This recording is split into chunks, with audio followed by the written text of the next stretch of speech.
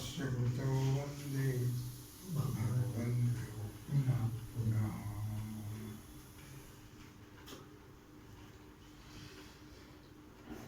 विचार सागर रहस्य तरंग तिसरा.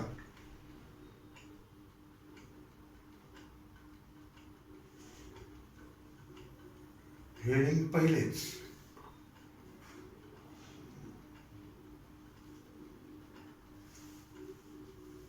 पाठ क्रमांक 18. श्री गुरु सच्चिदानंदाय नमः. 4 अनुबंध यथार्थ समजून घेऊन. 4 अनुबंध म्हणजे अधिकारी, विषय, प्रयोजन आणि संबंध. याला 4 अनुबंध म्हटलेला आहे, म्हणजे अनुबंध चतुष्टय. हे योग्य प्रकारे समजून घ्यावेत.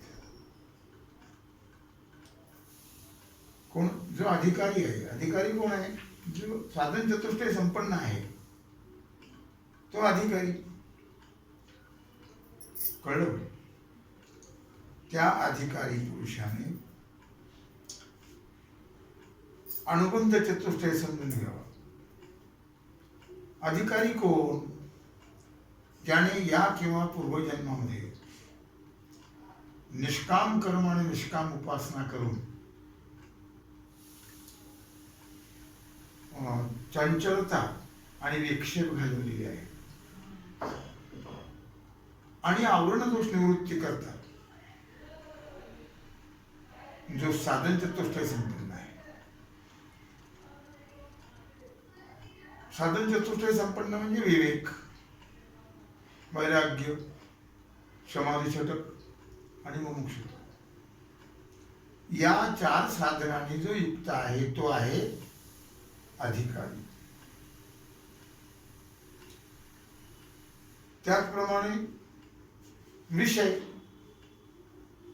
अधिकारी, विषय, प्रयोजन आणि संबंध. विषय काय आहे? जो ब्रह्म आहे.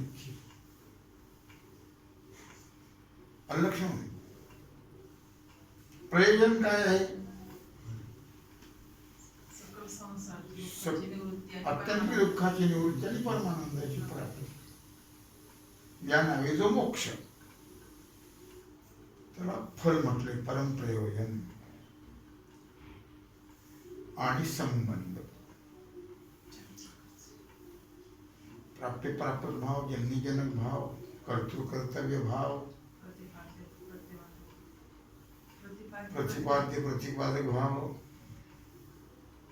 हे 4 संबंध आहे. हे समजून घ्यावेत याचा विचार आपण आतापर्यंत केला. श्रोत्रिय वेदाध्ययन केलेला. कळलं का? श्रोत्रिय खरं तर भागवतामध्ये अशी कथा आहे, उपनिषदामध्ये पण, किंवा जानश्रुती नावाचा राजा होता आणि त्या जानश्रुतीला रैवक आणि ब्रह्मज्ञानाचा उपदेश केला. मग तो रैवक कुठे होता? श्रोत्रिय. तरी पण जो श्रोत्रिय आहे, म्हणजे वेदशास्त्राचा ज्याने अभ्यास केलेला आहे आणि ब्रह्मनिष्ठ आहे. ब्रह्मनिष्ठाचा अर्थ ब्रह्मानुभवात निमग्न असणारा. शिवाय कृपाळू पाहिजे, त्याला उपदेश करण्याची कळकळ पाहिजे, तळमळ पाहिजे ना. ब्रह्मनिष्ठ आहे पण त्याला काही आपल्याच मस्तीत मस्त असतो. काही लोक उपदेश करत नाही. मग तो कृपाळू म्हणजे त्याला तळमळ पाहिजे, कनवळा पाहिजे उपदेश करण्याचा. तेही जन देखावे डोळा, येतो कळवळा म्हणून. अशा कृपाळू सद्गुरूला शरण जाऊन हा ग्रंथ श्रवण करावा. पठन करावा. यातले जे काही तत्व आहेत, त्यातले काही नियम आहेत, ते पाठ करावेत. म्हणजे त्याला मोक्ष साधन जे जीवा ब्रह्माईक्य ज्ञान ते प्राप्त होऊ शकेल. आता सद्गुरू कोण? सांगितलं श्रोत्रिय ब्रह्मनिष्ठ आणि कृपाळ सद्गुरू. पण त्या सद्गुरूचं लक्षण काय हो?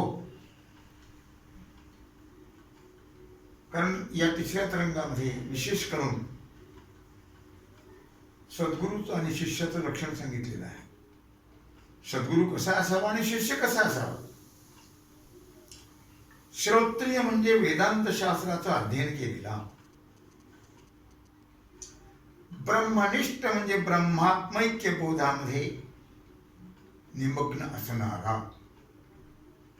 आणि कृपाळू म्हणजे शिष्याला उपदेश करण्याची कळकळ बाळगणारा.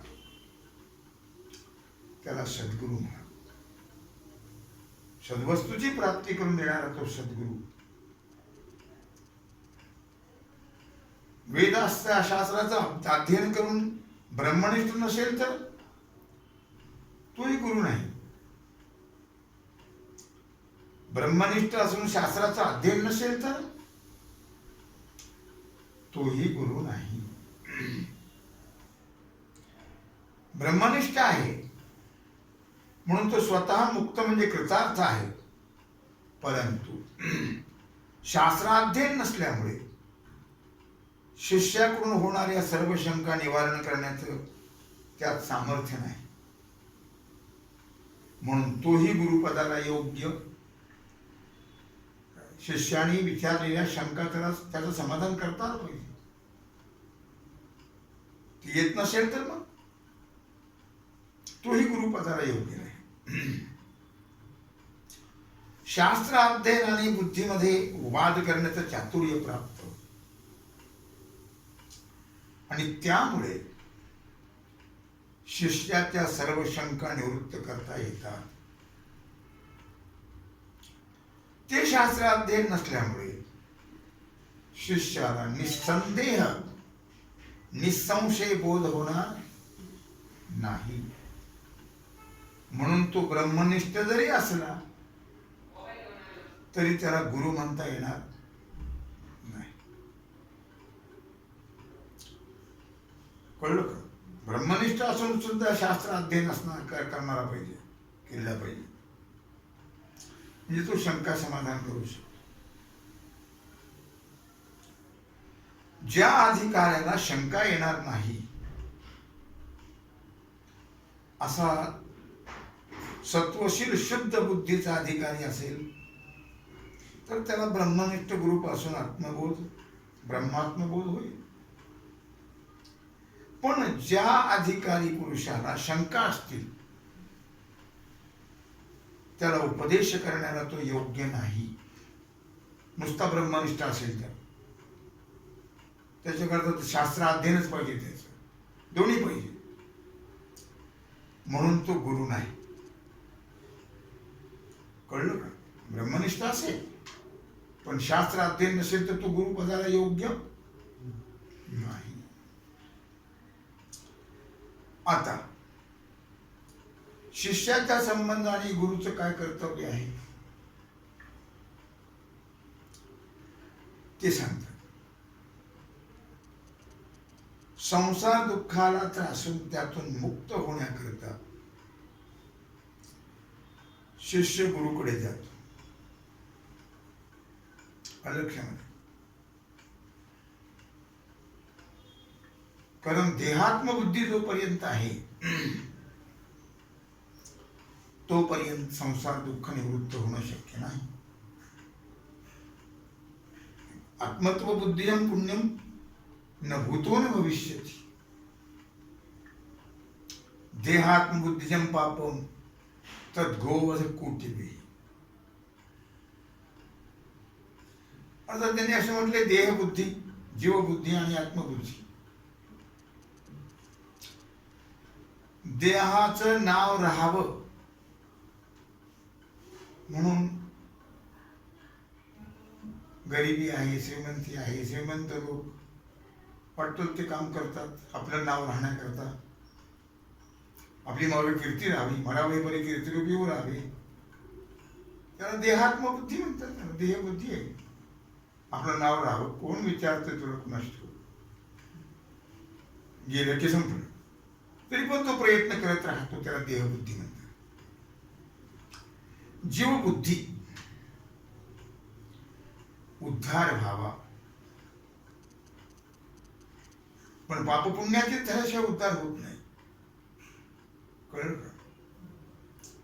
जीवबुद्धी, पापपुण्य संपलं पाहिजे. त्याच्याकरता साधन आहे, नामस्मरण कीर्तन. साधन पै सोपे जळतील पापी जन्मांतरी. साधनही करायला पाहिजे ना. आणि आत्मबुद्धी, ब्रह्मरूप भाव, ब्रह्मस्वरूपता प्राप्त व्हावी. अर्थात संसार दुःखाला त्रासून त्यातून मुक्त होण्याकरता शिष्य गुरुकडे जातो. कैने उद्धार पावे, काही कृपा कळ नारायण. ऐशी तुम्ही सांगा संतजन, करा समाधान चित्त माझे. काही हे खंडईल कर्म. दुःखाला 5 प्रकारचं भेद ज्ञान कारण आहे. दुःख का होतं? भेदज्ञानाने होतं. ते वेदज्ञान किती प्रकारचं आहे? 5 प्रकारचं आहे. जीव ईश्वराचा भेद 1. 2. जीव जीवाचा भेद. 3. जीव जडाचा भेद. 4. जीव ईश्वराचा भेद,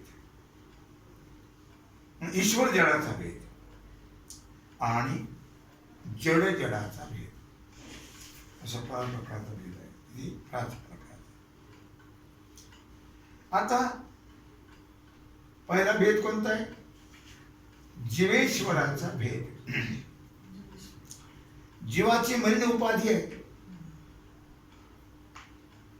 आणि ईश्वराची शुद्ध उपाधी आहे, म्हणून जीव ईश्वराचा भेद आहे. जीव जीवाचा भेद अंतःकरण भेदामुळे जीव जीवाचा भेद आहे. अंतःकरण सगळ्याच एक नाहीये, प्रत्येकाचं भिन्न आहे, म्हणून जीव जीवाचा भेद आहे. आता तिसरा जीव जडाचा भेद. अंतःकरण सहित आहे जीव आणि जड अंतःकरण रहित आहे, म्हणून भेद आहे. लक्षामध्ये. चौथा आहे ईश्वर जडाचा भेद.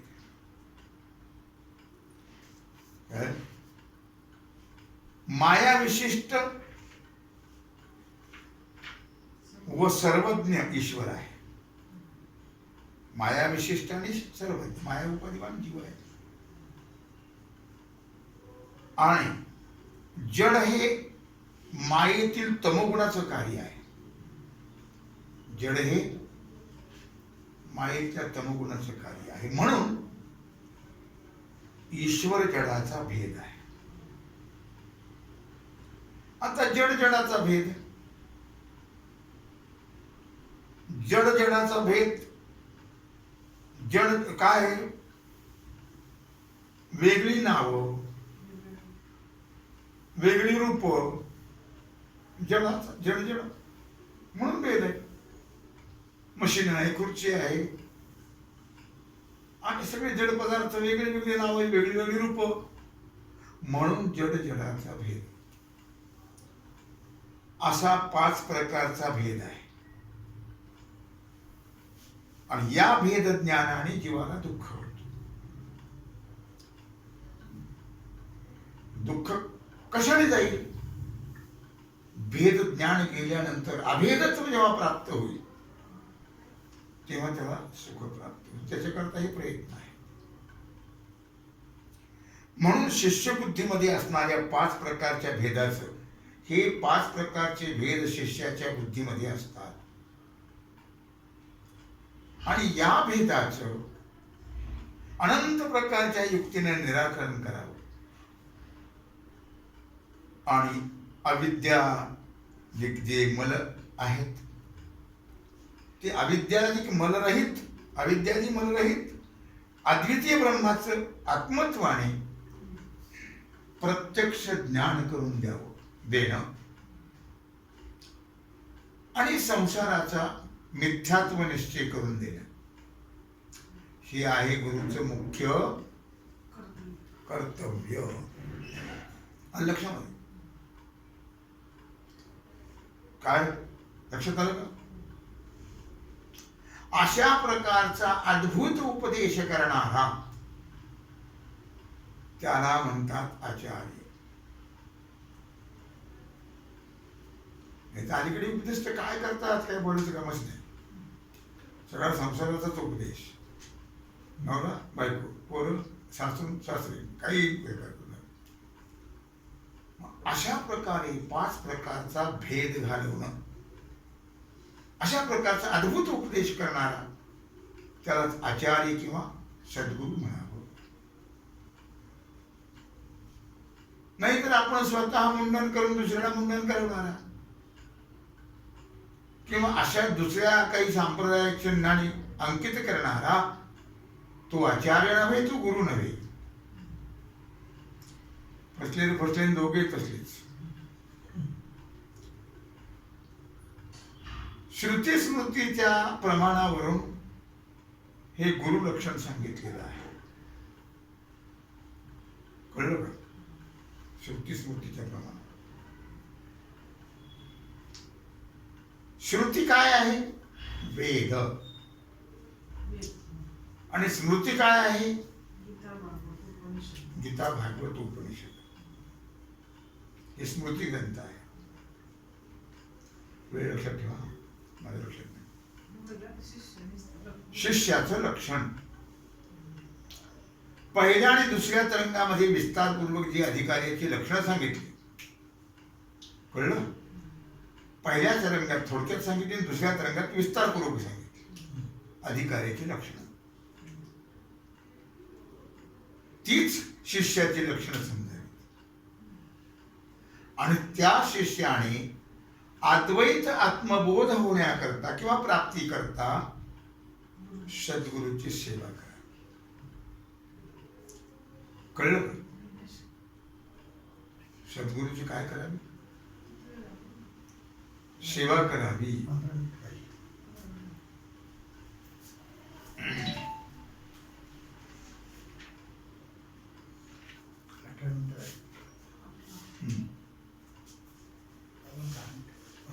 सद्गुरु सेवा.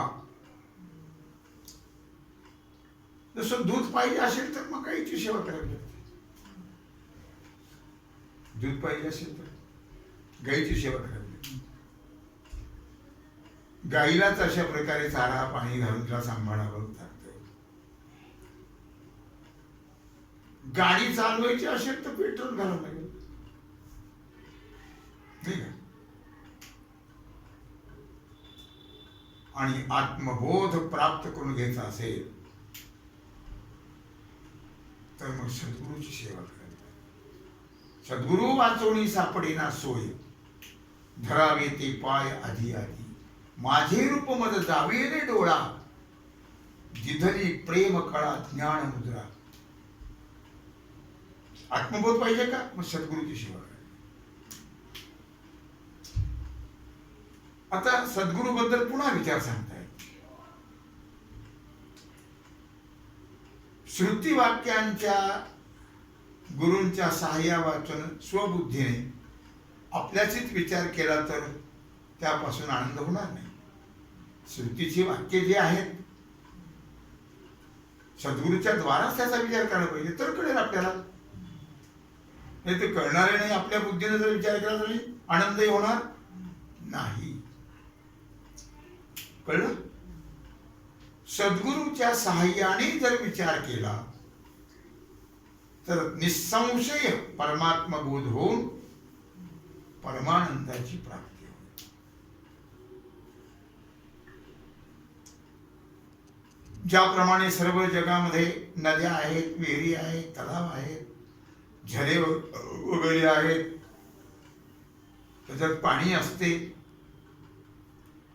ते जर सर्व मेघाच्या द्वारे समुद्राचं चाललं असतं आणि ते पाणी प्यायला पासून आनंद प्राप्त होतो. आता हे समुद्राचंच पाणी म्हणून समुद्राचंच पाणी पिलं तर मग मुंबईला एवढे मोठमोठे घर एवढे पाईप कशाला न्यावं लागले असते वरून देशावर गोड पाण्याची.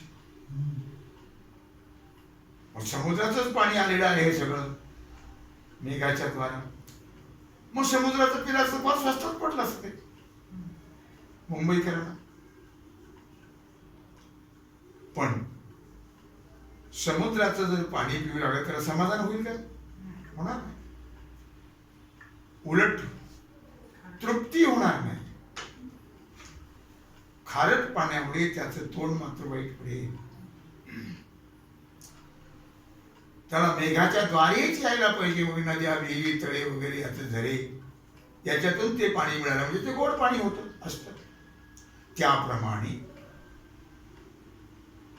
वेद वाक्य जे आहेत त्यांचा स्वतःच्या बुद्धीने विचार करण्याची स्थिती होते.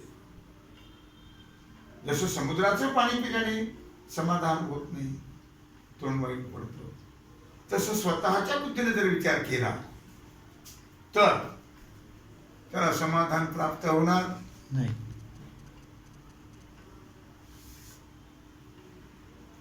लक्षामध्ये अर्थातच. आणि म्हणून अर्थात जीव ब्रह्माइक्य ज्ञान प्राप्त होणार नाही सद्गुरूशिवाय.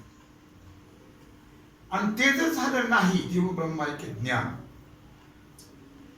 कारण जीव आणि परमात्मा एकच आहे. जीव ब्रह्मैव ना परा. आणि ते जर झालं नाही तर त्याला जन्म मरणाचे दुःख भोगावीच लागते. जीव ब्रह्माइक्य ज्ञान झालं तरच जन्म मरणाचा बंध सुटला जातो आणि त्याला मोक्ष प्राप्त होतो. अशा प्रकारे गुरु शिष्याचं लक्षण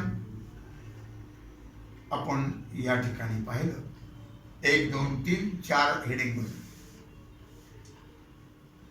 आता पुन्हा या ठिकाणी शंका निर्माण होते. त्या शंकेचा आणि शंका आणि समाधान याचा विचार आपण उद्या करू. झालेली सेवा भगवत चरणी समर्पित करू. राहिलेला जो सेवेचा भाग आहे तो उद्या पाहू.